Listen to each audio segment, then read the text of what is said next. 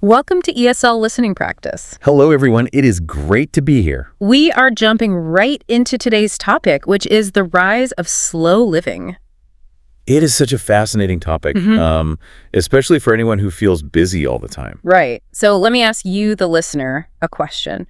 Do you ever feel like the world is constantly demanding you to move faster? Oh, I think we all feel that way, honestly. Yeah, exactly. Like you have to be more productive and, do 5 things at once. Which is exactly what we call multitasking. Yes, multitasking. Right. And actually, since this is ESL listening practice, let us look at that word for a second. The prefix multikai. What does that mean exactly? Well, a prefix is just a small part of a word that we add to the beginning. And multi simply means many. Right. So multitasking means doing many tasks or many jobs at the exact same time. Like checking your phone while you were cooking dinner and watching television. Yes, which we all do. But our modern life is so highly digital and, fast-paced that this constant multitasking is creating a problem. It really is. We are expected to just go, go, go. But many people are starting to question if faster truly equals better. I mean, it is a great question, and that is why this quiet counter-movement, this slow living idea, is really gaining momentum. Yes, gaining momentum. That is a great phrase for our intermediate learners. Could you explain what gaining momentum means in this context? Sure. Momentum is a physics term about the speed and power of a moving object. So if the movement is gaining momentum, it means it is getting more and more popular very quickly. Perfect. So slow living is gaining momentum, but we know the world feels too fast, right? What exactly is this alternative? Well, let us clear up a major misconception right away, because people get this wrong all the time. Oh, I know I did. When I first heard the word slow living, I thought, I picture someone just moving physically very slowly, like a turtle. Right, like you are walking in slow motion everywhere you go. Yeah, or like you have to quit your job, move to a forest, and, take 3 hours to make a cup of tea. Which is not realistic for anyone with a normal job. Exactly. So that is not what this is about, right? Not at all. Slow living is actually a lifestyle philosophy. It is not about doing everything at a slow physical speed. Okay, so it is not about my walking speed. No, it is about doing things with intention, with attention, and with presence. Intention and attention. I like that. It basically values quality over quantity.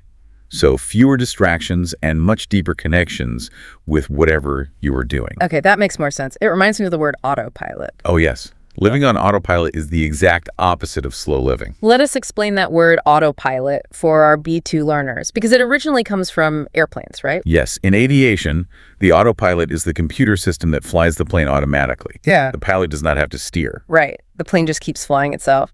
So as a metaphor for everyday life, living on autopilot means you're just rushing through your day automatically. Without actually thinking about what you were doing. Exactly. Like, let us use an analogy. Imagine you are driving a familiar route home from work, a route you drive every single day. We've all experienced this. You pull into your driveway, turn off the car, and suddenly you realize you do not remember the last 5 miles at all. Oh, wow. Yes. That is a scary feeling. It is. Your hands turn the wheel, your feet press the pedals, but your mind was completely somewhere else. You were on autopilot. You are not present. And slow living is about waking up and actually feeling the steering wheel again. It is heavily connected to mindfulness. Mindfulness. That is another big vocabulary word today. It is. Mindfulness just means being fully focused on the present moment, not worrying about the past or the future. So if I'm driving, mindfulness means just paying attention to the road, the cars, the weather. Yes, exactly. And slow living is really a broader umbrella term for these ideas, like mindfulness, simplicity, and minimalism. An umbrella term, meaning it covers all of those smaller concepts. Right. They all fit under the idea of slow living. Okay, but I have to push back a little bit here. I want to challenge this idea. Sure, go ahead. If I am cooking dinner, checking my emails on my phone, and listening to a podcast all at once, I feel very efficient. You feel like you're getting a lot done. Yes. I feel like a productivity machine. So why does this slow living philosophy argue that having fewer distractions is actually a more meaningful experience? Well, it is because of what is happening in your brain. You feel efficient, but that is an illusion. Wait, really? It is an illusion. Yes. Your brain cannot actually focus on 3 complicated things at once. Instead of multitasking, your brain is just switching back and forth very, very fast. Oh, I see. From the email to the food to the podcast. Exactly. And that constant switching makes your brain very tired. It leads to something we call burnout.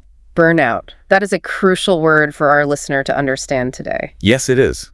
Let us define it clearly. So burnout is not just being a little bit tired after a long Tuesday, right? No, burnout is a feeling of complete physical and mental exhaustion. It is when you have been stressed for so long that you simply have no energy left to function properly. Like your internal battery is completely empty. Exactly. And the popularity of slow living is a direct response to this modern burnout culture. Yeah. People are just so overwhelmed.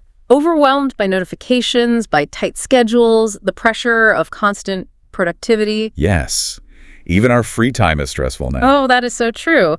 Let us talk about the difference between leisure time and scheduled time. Yes, because leisure time is supposed to be relaxing. Right, leisure time means free time, time to rest. But lately, I feel like modern leisure time looks exactly like a strict school timetable. A school timetable. What do you mean by that? Well, you know how in school you have math at 9 o'clock, science at 10 o'clock, lunch at exactly 12? Yes, everything is perfectly planned out. We do that with our weekends now. We schedule our relaxation. We say, okay, I will do a high-intensity workout from 8 to 9. Then I have to aggressively relax and read a book for exactly 45 minutes. Then a scheduled lunch. Oh, I completely agree. And that completely defeats the purpose of resting. It really does. It just feels like more work. Exactly. Because true rest requires a lack of a schedule. If you plan every minute of your leisure time, your brain never gets a break. And we cannot ignore the social media factor in all of this, because social media is a huge part of our scheduled lives. It is a massive factor. Social media creates this intense phenomenon called information overload. Information overload. For our learners, overload means too much of a heavy load. So too much information for your brain to handle. Yes. In just a few minutes of looking at your phone, you see the news, your friends' pictures, advertisements, political arguments. It is just way too much. It strips away our mental space. Exactly. Social media is a dual nature tool. It connects us to people, but simultaneously, it takes away our quiet time. Which is why slow living is presented as the antidote, the cure, a way to reclaim control over our time and step back from all that digital noise. Right. But I have a specific question about something. The information we are discussing mentions that social media creates comparison. Yes, a lot of comparison. Why is comparing ourselves to others online specifically causing so much anxiety for people today? I mean, humans have always compared themselves to their neighbors, right? That is true. But in the past, you compared yourself to a real person living next door to you. You saw their good days and their bad days. You saw their messy house and their perfect garden, the whole picture. Exactly. But online, people only post the best moments of their lives. The vacations, the new cars, the perfect meals. Right. So we are comparing our normal, kind of boring, everyday life to someone else's perfect highlight reel. Yes, and that makes us feel like we are falling behind, like we need to work harder, buy more things, and just go faster. Which leads right back to burnout. Exactly. It is a vicious cycle. Okay, so we understand the problem. We are burned out, we have information overload, and we have zero mental space. Right. The diagnosis is clear. So what are the actual rules of this slow living lifestyle? How do we fix it? Well, there are 5 key principles or pillars of slow living. Let us break them down for our listeners. The 5 pillars. I love that. Let us spend a few minutes discussing and defining each one, just to make sure our B2 learners really grasp the nuances. Good idea. The first pillar is mindfulness. Which we mentioned earlier, being present versus thinking ahead. Yes. Instead of worrying about tomorrow's meeting while you are eating dinner, you just focus on tasting the food. Okay, that makes sense. What is the second pillar? The second pillar is simplicity. This means reducing clutter, commitments, and distractions. Clutter is a great vocabulary word. Let us explain that. Clutter usually means a messy collection of things, right? Yes. You can have physical clutter in your house. Yeah. Like too many old clothes, papers on the desk, or just too much furniture. Right, a messy room. But there's also mental clutter. Exactly. Mental clutter is having too many worries, too many appointments, or even just too many apps open on your phone. Oh, I have a lot of mental clutter. Most of us do.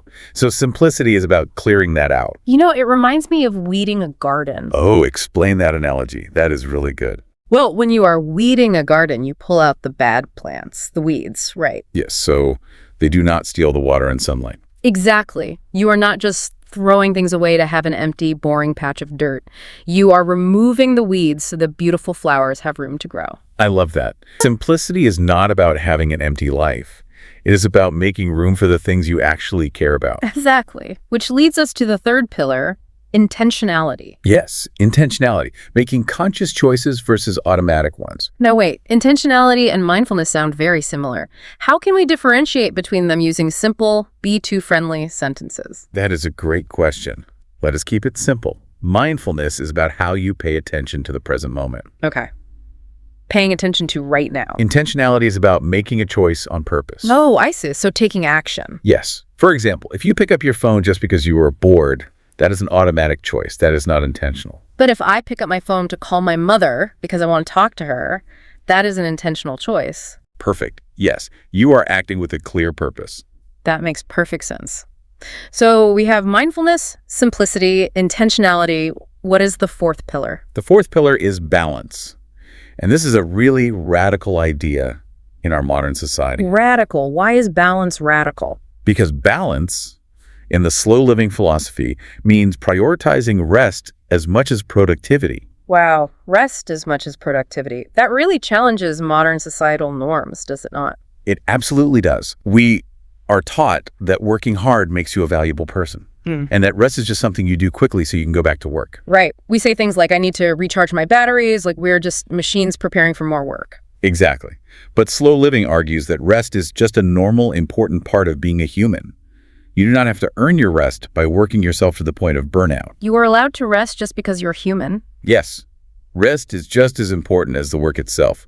That is true balance. I really need to practice that one. Me too, to be honest. Okay, so the fifth pillar, what is it? The fifth pillar is connection, meaning meaningful relationships and real-world experiences. Real-world experiences, not just liking someone's photo on social media. Exactly. Sitting down and talking to a friend face-to-face, connecting with your community. Beautiful. So those are the 5 pillars: mindfulness, simplicity, intentionality, balance, and connection. You got it. But, philosophy and pillars are great in theory. They sound wonderful. They do sound nice. But how does a busy person actually do this on a random Tuesday in a loud city? That is the big question.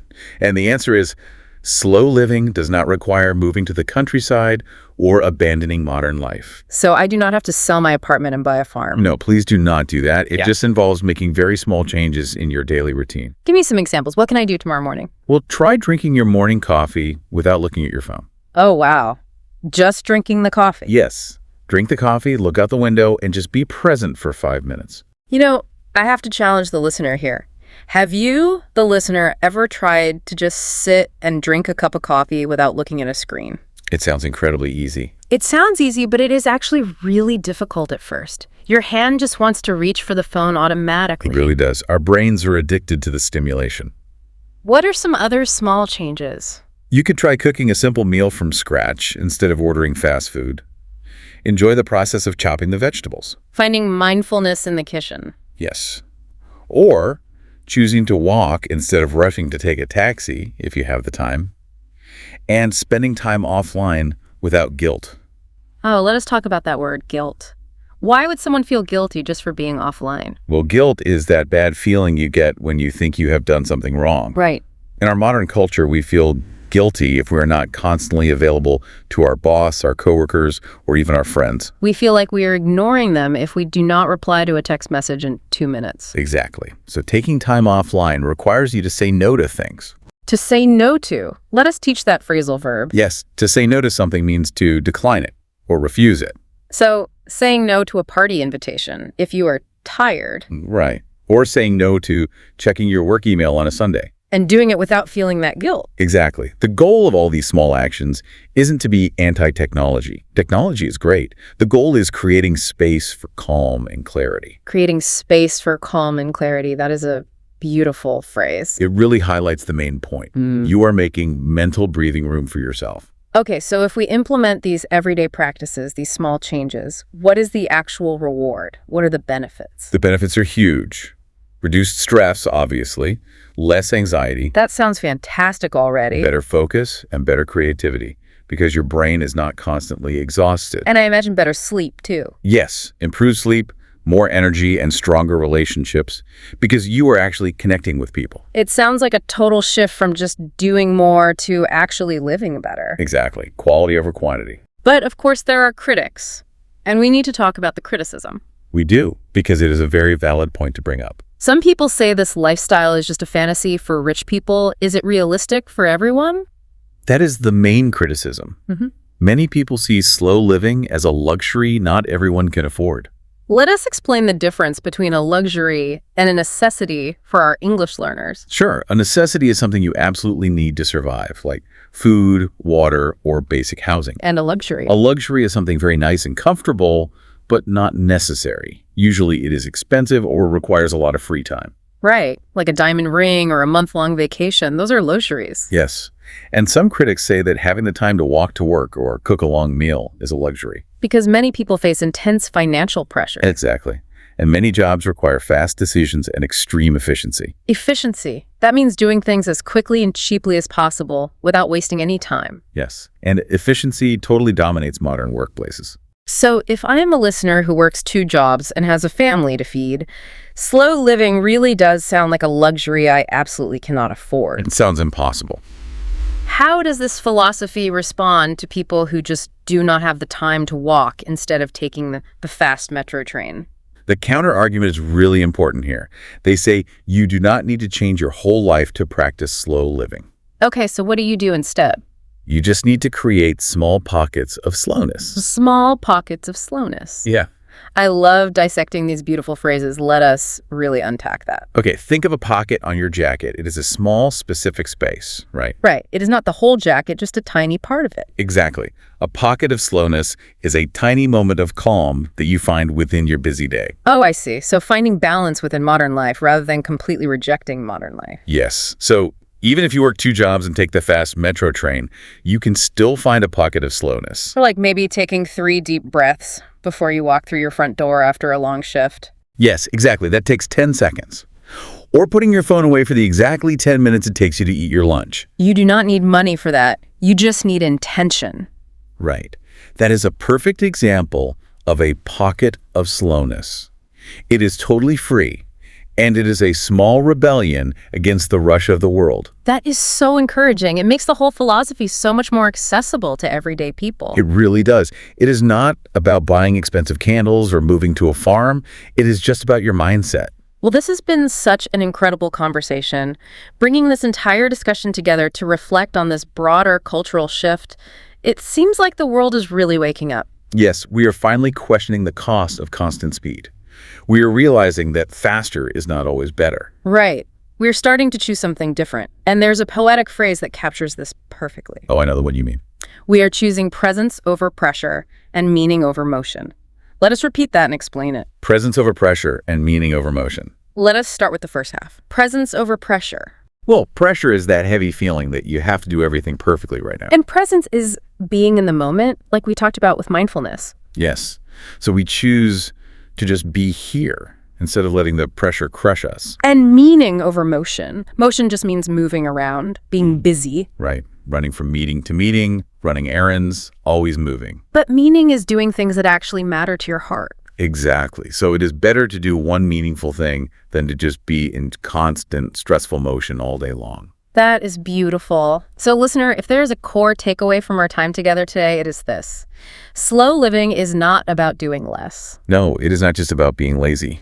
It is about living more fully. Living more fully. I completely agree. Before we go, I want to ask you to leave our listener with one final provocative thought. Something for them to mull over today. I would love to. So to you listening right now, think about this. If you successfully create these small pockets of slowness in your day, and you finally put your phone down and sit in silence. Just totally quiet. Yes. What thoughts or feelings might rise to the surface that you have been avoiding by staying so incredibly busy? Oh, wow. That is a powerful question. Are we just staying busy so we do not have to think about our real feelings? It is something we all need to ask ourselves. Wait, really? That hits close to home for me. I think I use my phone as a distraction from my own thoughts. Most of us do, honestly. It is a very normal human reaction to stress. But finding that slow moment might help you face those thoughts in a healthy way. That is incredible advice. Well, thank you so much, listener, for joining us today for this ESL listening practice. Yes, thank you for being here with us. We highly encourage you to try creating a small pocket of slowness today and practice your new vocabulary while you do it. We will talk to you next time.